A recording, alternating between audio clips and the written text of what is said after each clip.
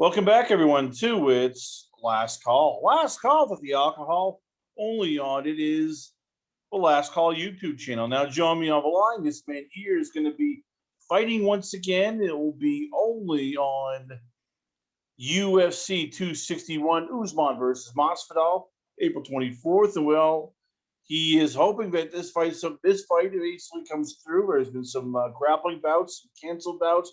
He's hoping 2021 is a much better year. I give you once again, it is all in himself. I give you Brendan Allen. Brendan, it's you, Karl Robeson, and already, from what I've heard and read on Twitter, that you're getting a bit salty here. He's starting to piss you off, and it's not even April 20th yet. What's been going on between you two? Between who? You and Karl Robeson. Well, I don't have any problems with Karl.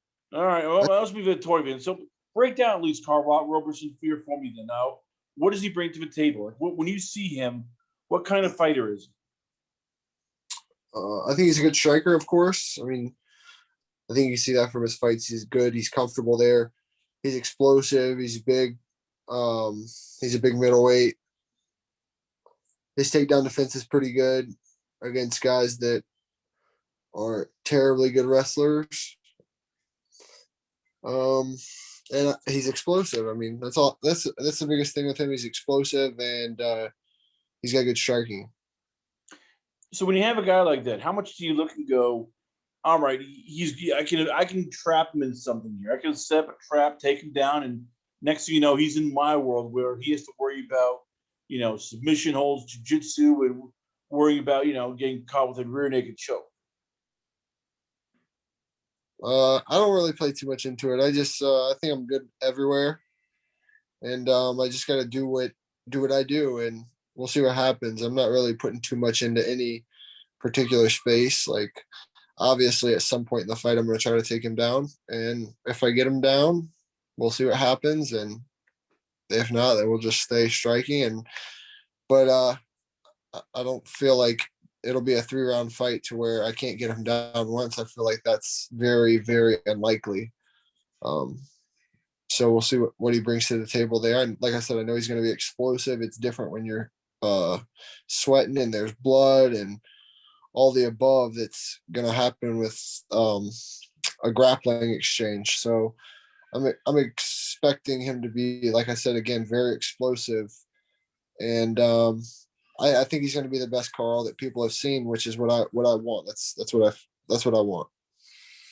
Speaking of what you want, and what you're doing, you make changes yourself. I know when we last spoke during in between the Strickland and Dawkins fight, you wanted to become a better fighter. You wanted to become, as I said, better in every aspect. You've now joined, at least for this camp, Samford MMA. Why them? Why is that a group that you decided to hitch your wagon to for at least this fight alone? I was there last fight too, for last camp when I was supposed to fight Heinisch, and then everything happened when I fought Strickland. It was I already knew some of the guys here. I had friends and basically family that lived here, and at that time it was the fastest, best thing that I can come up with the short amount of time that I had to come here for the last one, and it worked out, man. I really enjoyed it. They had great partners, great coaching, just a great environment, and I clicked with the team, and it just worked out. And I think it's one of the best teams in the world, and you can't have too many better guys than we have. The amount of guys we have, the coaching staff we have, the atmosphere, the support. It's just really, really, really hard to beat what we have at Sanford. And it's just there's more than just training. How we're treated like high level athletes, just like an NFL player would be treated, as far as their recovery and just just everything, just all the surroundings is just great. And of course the partners and the coaching is top level, top notch. And I couldn't be any happier with it. I couldn't be any more prepared going into a fight than I am right now, for the last one as well. Now, here's what I'm just curious about, because as you said, you've gone now from at one point you were with Roufusport, which is run by Duke Roufus and our home group. Now you're with Sanford MMA. That's Henry Hoover. What's the difference? Like when you, because both guys are striking experts. Both guys have competed in kickboxing. They know what they're doing. They actually have practiced what they preach. Like what is different about Henry that you look and go, I feel I'm on a different platform. He gets me. Whatever he's saying, it's just making sense. I wouldn't say there's too many big differences. I think they just fit me as people. Both of them fit me. I didn't leave Roufusport because of Duke. It was nothing around that. I love Duke, especially as a coach. He's a great, phenomenal coach. I love his philosophies. I feel like they fit me still to this day. Um, and I think Henry has a lot of similar views, and the way he approaches things maybe just go a little bit of a different way. And some things he focuses on different than Duke, but I think some of their core philosophies and ideas are pretty similar. And they each can, what's the word I'm looking for? They can put it a different way to every fighter, like a different style to every fighter. They just work on what fits the fighter. There's no like particular um sequence or particular style that we're going to practice that's going to fit one style for every person in the room. That's just not how it is. But they're both high level coaches. They've both been around this sport a long time, coached some high level guys. They know what they're doing. So um yeah, man, I wouldn't say one's better than the other or anything like that. I like both coaches, and yeah, I'm happy to be with Henry. I enjoy learning from him. So what is Henry doing for you then? Like, because I'm always fascinated when guys go to a different gym. They have this new coach. They start working on, okay, we're going to do this, we're going to do that. We've seen this. We're going to break this down. So what is Henry doing for you in terms of going, okay, we're going to maximize your strengths and we're going to minimize weaknesses? Like, what are some of the things that he's seen from you that he's going, I can work with this. This is what I can improve on for you. Um, Honestly, like we don't really discuss as far as like, hey, I don't, I don't feel I'm a guy that has big holes in my game as far as in training. Like we're trying to tighten up little things and add and things like that. There's no like huge holes where it's like, man, we really got to do this or we really got to fix that. At least from my point of view and my coaches when they watch me train, and obviously training is going to be different in the cage. So it's just trying to put from training into the cage. So I mean, we work on little things, just little touches here and there. There's nothing huge. We're like I said, I'm excuse me, pretty well rounded everywhere. I don't really have huge holes in the gym. So it's just trying to put that guy into the cage. And I feel we're getting there a little bit at every fight. And I wish it was more every fight, but hell, who knows? Who knows why that is? Because I don't. But I'm sure there's many guys out there that fight at this level that understand what I'm talking about, that actually are in there and understand it. Take me to your last fight. When I mean fight, I mean the grappling contest. It was you versus 6'5", 27-year-old Hasim Rita, or otherwise known as Rita Hasim Isaac. It's a grappling tournament. So for those who don't know, there's no striking. It's just basically submission wrestling, grappling here. First, what was it? Why did you want to do this? Because that's a big ass guy. I mean, this is somebody in your weight class. This is somebody who's a little bit bigger. Like, what made you decide to do this and compete with a guy who he's a big boy. Well, I've been competing jiu-jitsu since, well, hell, for 13 or 13 years, almost 13 years. So a little over 12 and a half, something like that. So I wanted to get back to my roots, and I don't really care. It's just jujitsu. I'm not. It's not fighting to me. I'm not doing this. I'm not doing jujitsu for a living. It doesn't make my money. It doesn't put food on the table. It's doing something that I enjoy. And it used to be a lot of politics where I'm from for a while, and probably still is. But that's why I kind of got away from it for a while, as far as competing and um, trying to get different belts and new belts and things like that. So, but yeah, just didn't enjoy it. I didn't care if I won or lost. I didn't even know who the guy was until my friends told me about him. And I wasn't even training jujitsu really. I did I was here in Florida. I did 2 classes and then wouldn't compete against him. I didn't know who he was, and then everyone told me his like accolades and how he was one of the best up and comers in jiu-jitsu right now. And yeah, I mean, I lost to him in those rules that they had for for fight to win, and it was all right. Like I said, I was just doing it for fun. It was like all fun for me. There was nothing else. I just wanted to compete and just get back to enjoying what made me me. When you say fun, you enjoyed, how much is it also fun where, as you said, it's not, it just doesn't affect your food, doesn't do anything, financially for you. It's one of those things where it's like, all right, you know what, I'm gonna try some funky stuff. I've been working on this in the gym. Let's see if I can do this. I mean, how much do you enjoy that? It's just, as you said, it's pure jujitsu. It's okay. Let's try. Let's see what I can do. What I can try. What moves I have here. I've all these stuff I've been working on. How much of this is like for you? As they say, for an artist, this is your blank canvas. You can do whatever you want because it's just jujitsu, and there are no, you know, pressure. Just go out and have fun and compete. It was fun. Like I enjoyed it. I just wanted to.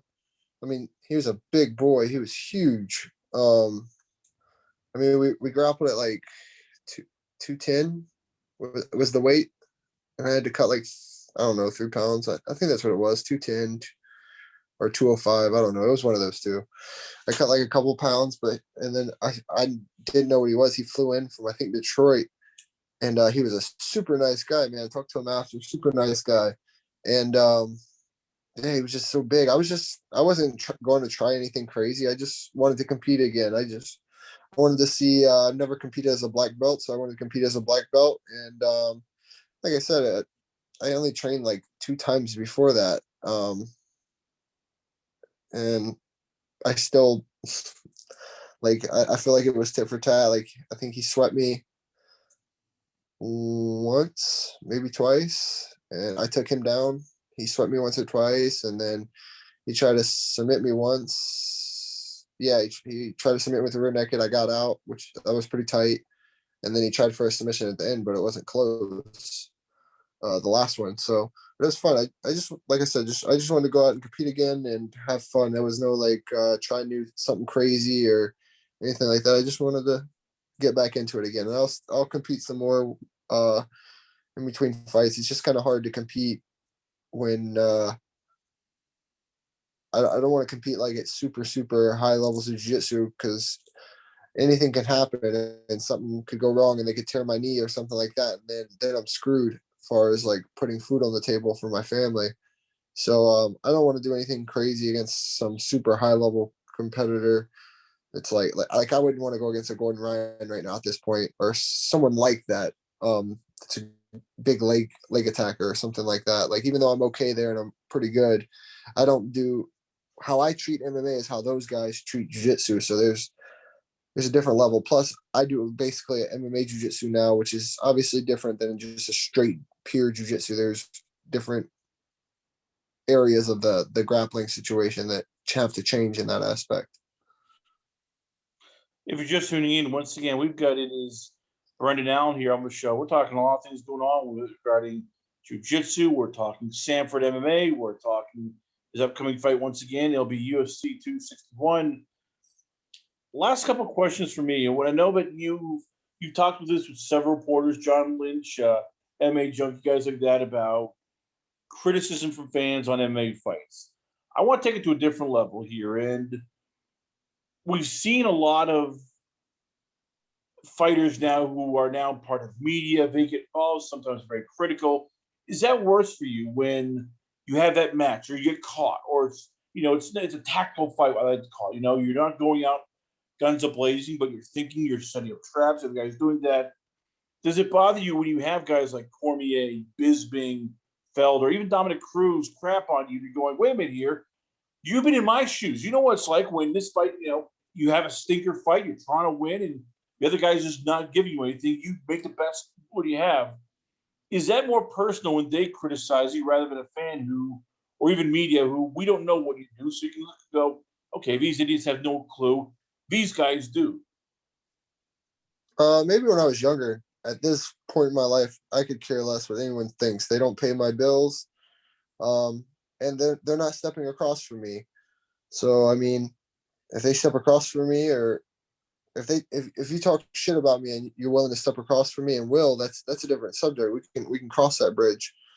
But honestly, I could care less what any person, man, woman, child thinks. As long as my family's healthy, I could care less. I'm gonna do me, and I'm gonna just basically stay in my lane. I don't really care. I'm just trying to show the me from the gym and the cage as best as I can every fight, and hope every fight, hopefully every next fight, I'll get to do that. Like, just where it's not any more steps, it just happens. Um, but yeah, I could care less. I don't care what any of those guys think. Anyone that could talk like that has been knocked out, has been caught, has been submitted, has been, at least the guys that you named, Felder, which is a good friend of mine, Michael Bisping, Cruz. I don't really care for Dominic, but they've all been knocked out. They've all been through the grueling. They've all been probably submitted. So yeah, even though it's like, okay, you've done your time, you've put in your time, you're still not me, and I'm not you, and you don't know how I feel. You don't know what I was thinking in that exact moment. We're all human. We're all think different. We're all operating different. So yeah, I don't care. I'm more of stick to myself anyway. So I don't really care what they think, or anyone else for that matter. Last question, I'll let you go. And as I said, you'll be fighting Karl Robeson, UFC 261. Before that, you lost your fight to Sean Strickland. And as we said, and as you said before, this is life. People get knocked out. People lose. It's a game of seconds where just 5 seconds, 3 seconds, even 10 seconds can change the momentum of a fight. How big is it in this sport, especially, somebody like yourself or any fighter, to have that sort of, you know, almost amnesia where you forget the wins as soon as they happen, you forget the losses as soon as they happen because it's a different fight. What happened with Strickland won't happen with Robertson, and what happened with Kyle Dacus might not happen with Robertson. How big is it just literally going, okay, well, this fight's now done. I got to focus on this fight. I just got to worry about first minute, the first 2 minutes, and not dwell on, well, will this happen? Will that happen? What the hell's going on here? All of a sudden, you start, getting nervous. How big is it to literally just forget and just focus on the fight? Uh, I don't know. I never forget what happened. Like, I know everything that happened with Strickland. I know what he hit me with. I know everything. Like, I didn't remember exactly what he hit me with right after the fight, but as soon as I watched the fight, I remembered exactly what I did, what I have never done, and I was awake but just saw black. Like, my body was still moving, but I just saw black for a second. Didn't have enough time to recover. But he caught me. Strickland, he just caught me. He got lucky. It is what it is. Yeah, I'll see him in the future, and the outcome won't be near the same. But yeah, I mean, I don't know. I just every day is a new day. I focus on what I got to do, and the nerves will come, they'll go. It's nothing new. I've had a total of, I think, 30 something fights now. So between amateur and pro, so this isn't new to me. I fought all the best guys that I could get my hands on, and I have plenty of experience. So nothing's new. Nothing I've never felt before. So I don't really. I don't know. I don't really play into anything too much. I just want to just focus on me. As long as I'm training, I'm trying to improve. I'm getting better, and I feel better every day. Then that's all that matters to me. As long as I'm feeling better every day and holes are closing, that's all that matters. And then come fight night, I'm always game. I'm always ready to go. Um, I'll I'll go. I always know I'll go out on my shield if I have to. I'm not scared to get knocked out. I'm not scared for any of that. I know it's a possibility every time I sign the contract that I can be knocked out. That's the best hope for all the guys that I fought this far in my eyes, is that they can catch me. It only takes 3 pounds of pressure to knock somebody out. So at 185, that's not hard to do. So it's always a possibility. And I say that in every interview for every fight. And I still mean that. And it still applies right now. I mean, obviously, I just got caught in the last one. So it's fine. Like I knew that was the only way that he could beat me was to catch me, and 9 out of 10 times that won't happen. And hell, that was that 1 out of 10, and it just happened to be fight night where it mattered. So, it is what it is. Well, there you have it, ladies and gentlemen. Once again, I give you the pride and joy of Louisiana. He'll be fighting once again UFC 261 Usman versus Masvidal. I give you none other than All In himself. I give you Brendan Allen. Brendan, before I let you go, where can the fans check you out at? Where's the Twitter page, Instagram, the website? Where can fans hit you up at? Yeah, so Instagram is B_Allen185. My Twitter is Brendan Allen MMA, and then my website where we have merchandise and signed merchandise after fights and things like that is allinallenmma.com. And my wife runs that, and she's constantly doing new designs and putting new things out, and she really keeps up to date with that, and she enjoys that. So anyone looking for All in Allen gear or items or signed items and stuff that'll be coming after the fight, excuse me, that's where they'll be. Brendan Allen, ladies and gentlemen, once again, he'll be fighting against UFC 261 April 24th, only on pay-per-view. Check the time, local listings for details. We come back. A lot more going on here, only on It Is Last Call. Last Call at the Alcohol, only on the Last Call YouTube channel.